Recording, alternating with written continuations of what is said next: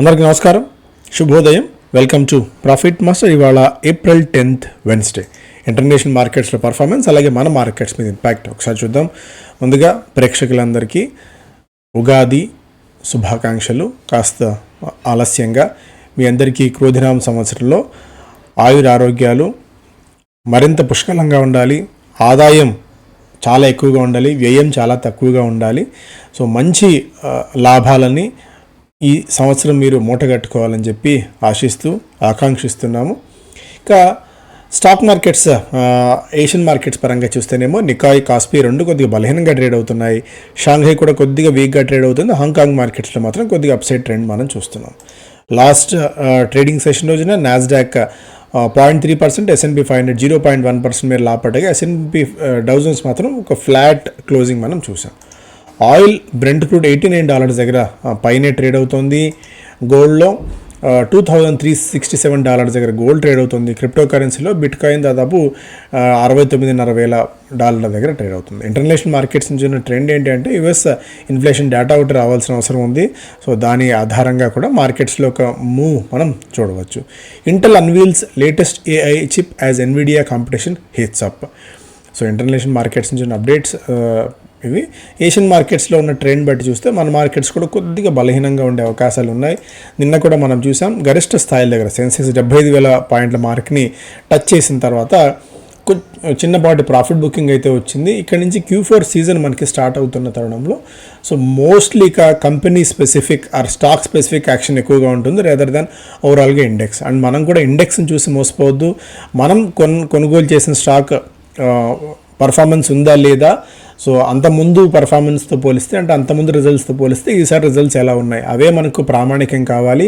So markets ఎట్టుపోయినా మార్కెట్స్తో సంబంధం లేకుండా మన స్టాక్స్ మన పోర్ట్ఫోలియో ఎలా పర్ఫామ్ చేస్తుందన్న అంశాల మీద మీరు ప్రధానంగా దృష్టి సారించడం మంచిది.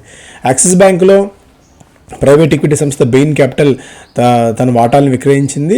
After selling the remaining 1% stake in the lender through open market for 3,574 crores విక్రయించింది. పతంజలిలో ఈ కాంట్రవర్సీ కొనసాగుతూనే ఉంది. సో సుప్రీంకోర్టుకి అన్కండిషనల్ అన్క్వాలిఫైడ్ అపాలజీస్ని వీళ్ళు చెప్పారు. ఇవాళ సుప్రీంకోర్టు ఎలాంటి తీర్పు చెప్తుంది పతంజలి మీద అన్నది కూడా మార్కెట్ ఆసక్తిగా ఎదురు చూస్తుంది ఈ స్టాక్ సంబంధించి.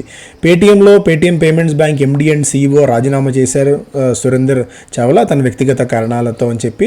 ఐసిఐసిఐ ప్రుడెన్షియల్కి GST డిపార్ట్మెంట్ నుంచి 20 కోట్ల రూపాయల డిమాండ్ ఆర్డర్ ఒకటి వచ్చింది, అంటే డబ్బులు కట్టాలని చెప్పి. ABFRL the company has incorporated a new subsidiary Aditya Birla life style brands for the purpose of proposed demerger అదొకటి. Lupin launched its first generic version of Oracea skin treatment capsules in the United States. Shivalik Rasayan ki US FDA has completed the inspection of Shivalik Rasayan Dahej based API facility and issued 7 observations. ఇవి స్పెసిఫిక్గా. And Bain capital అవన్నీ చూసే ముందు ఓవరాల్గా first పేజ్లో Economic Times first పేజ్లో it's a bird, it's a plane, it's a super Sensex. So ET traces the BSE benchmark flight mount 75,000 mark. So దశాబ్దాల కాలం అంటే ఆల్మోస్ట్ 80 నుంచి 92,000 వరకు కూడా పెద్దగా మార్కెట్లో మొమెంటం ఏది లేకపోయినా అక్కడి నుంచి మనం గ్రోత్ పాత్ మొదలైంది. ఇక్కడి నుంచి ఏమాత్రం వెనక్కి తిరిగి చూసుకోకుండా, అంటే మొదలు 2008 డిప్ కానీ తర్వాత కోవిడ్ కానీ అవన్నీ వచ్చినా కూడా బట్ ఓవరాల్గా ఒక మంచి టెరిటరీలో మార్కెట్స్ ముందుకు సాగుతూనే ఉన్నాయి. సో ఒక మేజర్ అప్సైడ్ మనం మార్కెట్స్లో చూడవచ్చు. సో 75,000 దాటిన తర్వాత 1,00,000 మార్క్ ఎప్పుడు, సంవత్సరమా 2 ఏళ్ళ అంతకు మించా. సో అది ఏదైనా సరే డికేడల్ థీమ్. నిన్న బిగ్ టీవీ వాళ్ళు కూడా ఒక ఇంటర్వ్యూ చేసినప్పుడు చెప్పిన అంశం ఏంటంటే గణాంకాలు చాలా పాజిటివ్గా కనిపిస్తున్నాయి.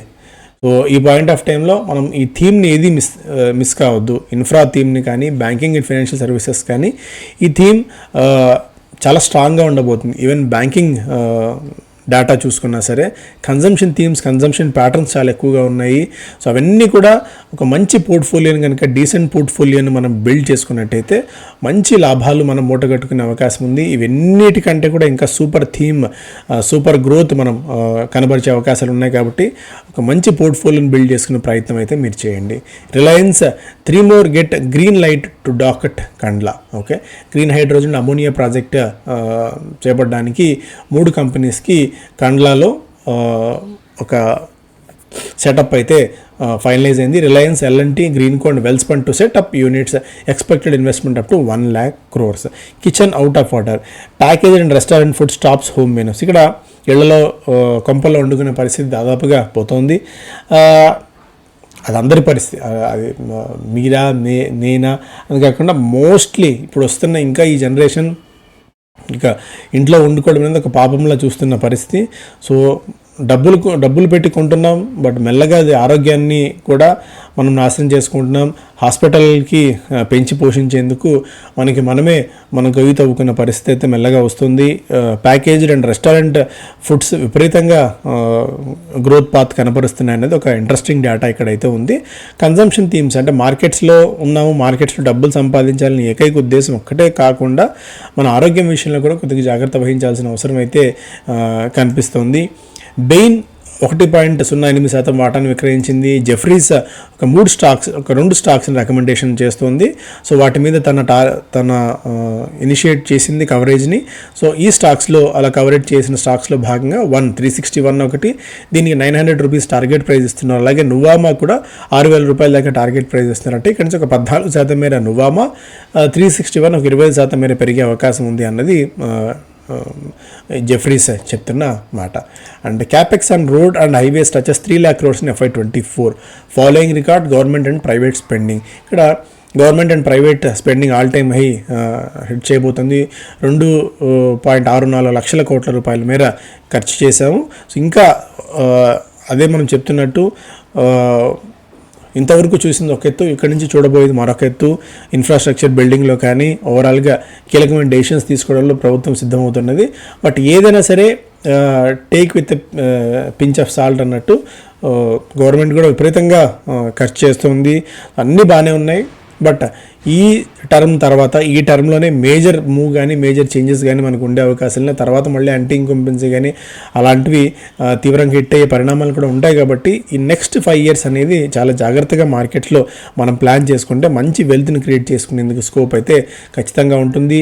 Natco Pharma gets warning letter from US FDA for its Kothur plant. ఇక్కడ కొత్తూరు ప్లాంట్ హైదరాబాద్ దగ్గర ఉన్న కొత్తూరు ప్లాంట్కి యుఎస్ FDA కొన్ని తీవ్రమైన వార్నింగ్స్ ఇచ్చింది. గతంలో వాళ్ళు ఇన్స్పెక్షన్ చేసి గుడ్ మ్యానుఫ్యాక్చరింగ్ ప్రాక్టీసెస్ GMPలో భాగంగా కొన్ని అబ్జర్వేషన్స్ ఇచ్చారు. అబ్జర్వేషన్స్ని వీళ్ళు వెంటనే రెక్టిఫై చేసుకోకపోతే మాత్రం చాలా తీవ్రమైన పరిణామాలు ఉంటాయి. ప్రస్తుతానికి ఎగ్జిస్టింగ్ ఏవైతే ఆర్డర్స్ ఉంటాయో ఆ ఎగ్జిస్టింగ్ ఆర్డర్స్ని యూఎస్కి పంపించేందుకు వాళ్ళకు వెసులుబాటు ఉంటుంది, కొత్తగా పంపించే స్కోప్ ఉండదు. సో సాధ్యమైన త్వరగా ఈ యుఎస్ FDA ఇచ్చిన ఏవైతే అబ్జర్వేషన్స్ ఉంటాయో వాటిని క్లియర్ చేసుకోకపోతే నాట్కో ఫార్మాకి ఒక తీవ్రమైన నెగిటివ్ న్యూస్ కూడా ఉండవచ్చు. Dixon technologies to buy 50.1% stake in Chinese company transition India's arm for 238 crores.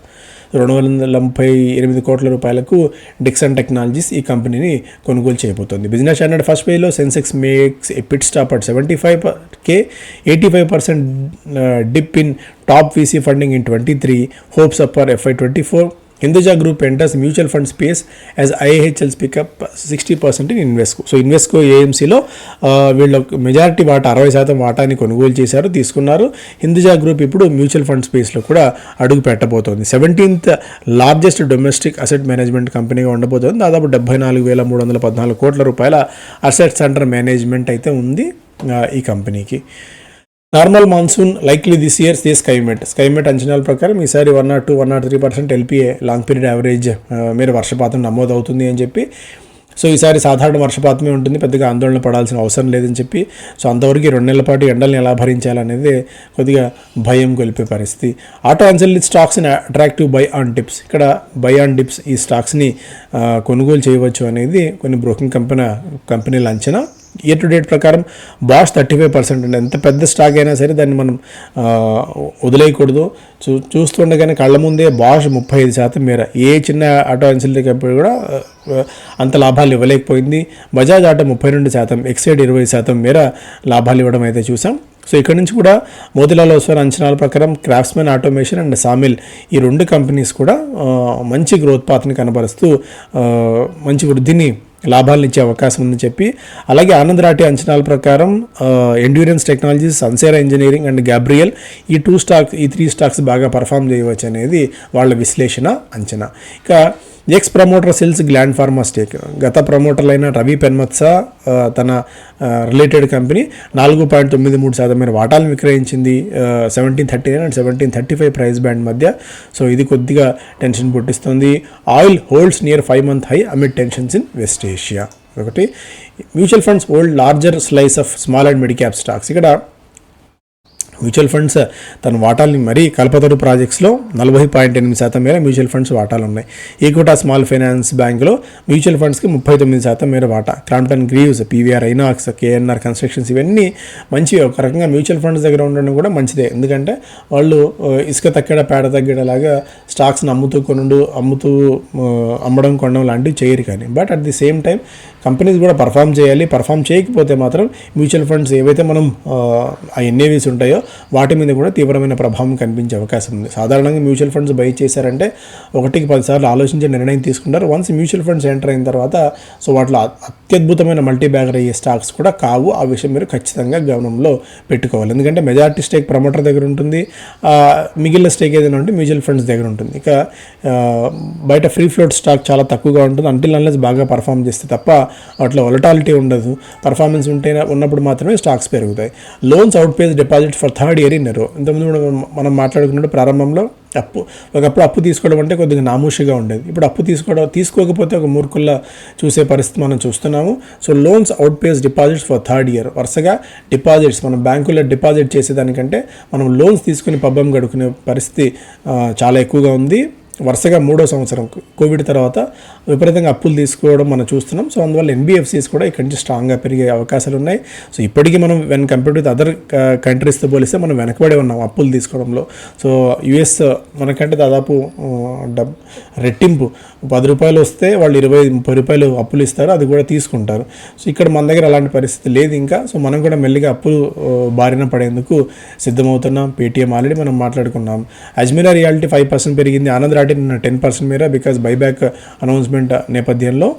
Godrej properties కూడా దాదాపు 5,000 గృహాలని దాదాపు 10,000 కోట్ల రూపాయలు విలువైన ఇళ్లను అమ్మిన తరుణంలో ఆ వార్తలు వచ్చిన కారణంగా 5% మేర గోద్రేజ్ ప్రాపర్టీస్ కూడా పెరిగింది. సో ఇవి major updates. Thank you so much. Have a great day.